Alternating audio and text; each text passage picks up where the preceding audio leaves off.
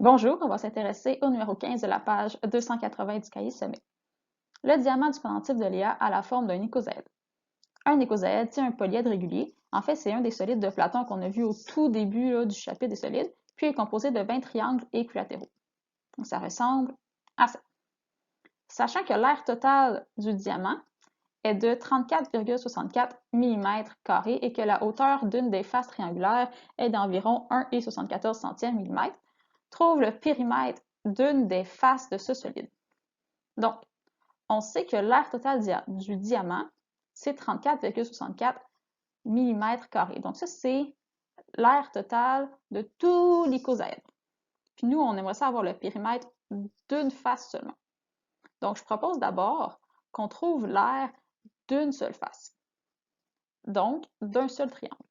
Pour cela, on va devoir en fait diviser l'aire totale du diamant par le nombre de faces, donc par 20, pour obtenir 1,732 millième millimètre carré.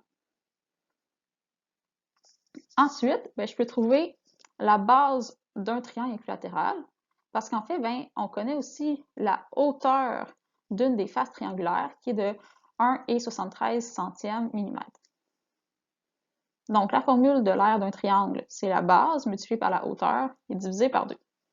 Donc, ce que je dis toujours là, aux élèves, c'est quand on a un problème, on écrit d'abord la formule. Ensuite, on écrit les informations qu'on connaît aux bons endroits.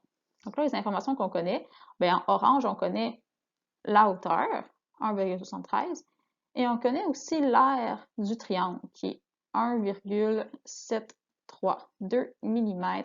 Donc, je vais venir remplacer ces informations-là. Là, juste avant que je fasse apparaître la prochaine étape, la prochaine ligne, faites comme si ce qui était écrit en rouge n'était pas là. Donc, on fait abstraction du rouge, on regarde seulement l'aire que j'ai remplacée par 1,737 millième. La base, je ne la connais pas, c'est ça que je cherche. Donc, je vais laisser comme ça. Puis la hauteur, c'est 1,73 centième. Et divisé par 2. Donc, la raison pour laquelle j'ai mis en rouge les fois 2, c'est parce qu'en fait, je dois isoler la variable b. Donc, pour isoler la variable b, je dois enlever tout ce qui est autour d'elle. Donc, ça veut dire que je dois faire les opérations inverses. Donc, toujours là, les opérations inverses que je fais d'un côté, je le fais de l'autre pour maintenir la balance, pour isoler la variable b. Donc, comme j'ai un divisé par 2, j'ai multiplié par 2 de chaque côté pour obtenir 3,464. Puis, le b fois 1,73, on le laisse là. Le divisé par 2 est parti parce qu'on a multiplié par 2 de chaque côté.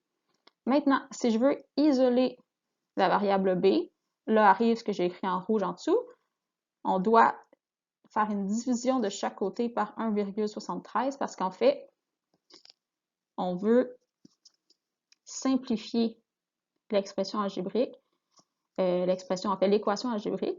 Donc, comme j'ai un fois entre le b et le 1,73, donc comme l'opération c'est une multiplication, l'opération inverse c'est une division, je divise de chaque côté, et j'obtiens que la base mesure environ 2 mm. Donc là, on voulait le périmètre. Puis le périmètre d'un triangle équilatéral, en fait, c'est la mesure de son côté fois 3, parce que comme c'est un triangle équilatéral, chaque côté mesure la même chose. Donc c'est pour ça que j'avais besoin de trouver la base du triangle.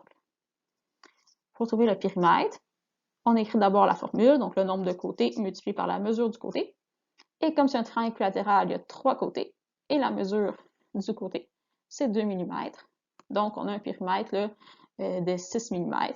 On pourrait dire que le périmètre est environ égal à 6 mm parce qu'on a arrondi notre réponse pour la mesure du côté. Donc, on écrit notre réponse avec une phrase. Le périmètre d'une des faces de ce solide est de 6 mm.